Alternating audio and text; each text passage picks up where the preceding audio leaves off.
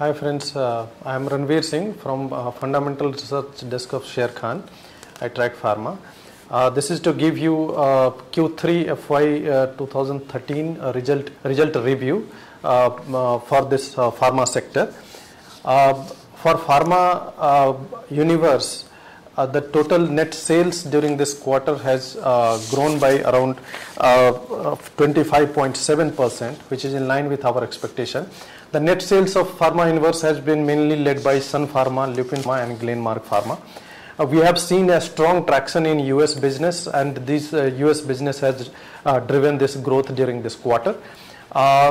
We see operating margin has expanded by 73 basis points for our universe, mainly led by Glenmark Pharma, which received dozier income during this quarter. Even excluding this dozier income, the operating margin has been flattish.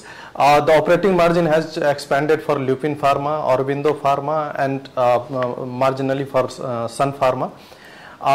We see the operating profit margin has declined for Cadila Healthcare, Opto Circus, Dishman Pharma and Divi's Laboratories. We see the basic reason for expansion of the margin has been the US business. The key product launches in US business has given a different product mix which has been favorable, and that has expanded the operating profit margin during this quarter.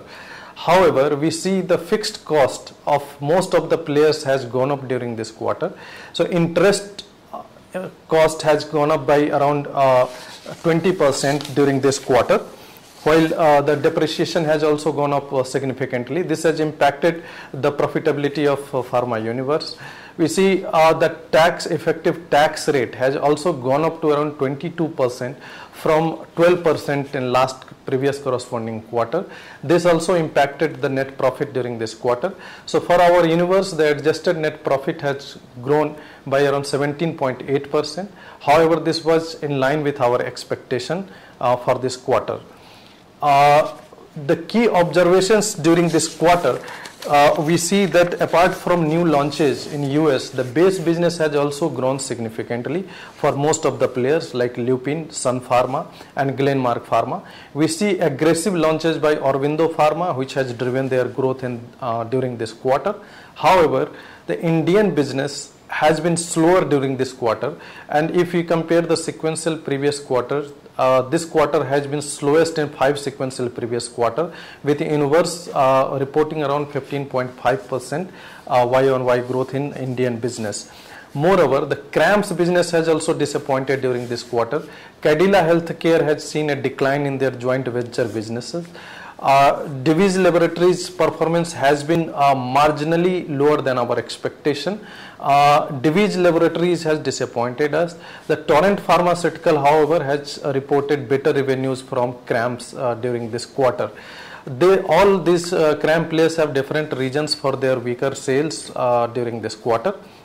However, we see the players who are in emerging markets has booked good revenue during this quarter.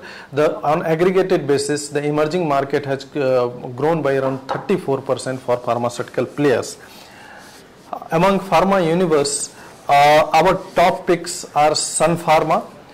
Sun Pharma is likely to consolidate the newly acquired entities in subsequent quarter, that is generic business of URL and Dusha Pharma. Then the Sun Pharma is currently trading around 23 times average earnings of FY14 and FY15. We have a buy rating on this stock with a target price of rupees 807. The Aurobindo Pharma is another pick for this universe. The Aurobindo Pharma's performance has been excellent in this quarter. We have a target price of around 255, which is 12 times average earnings of FY14 and FY15. The Aurobindo Pharma is likely to see aggressive product filing in subsequent quarters, and that will drive their growth.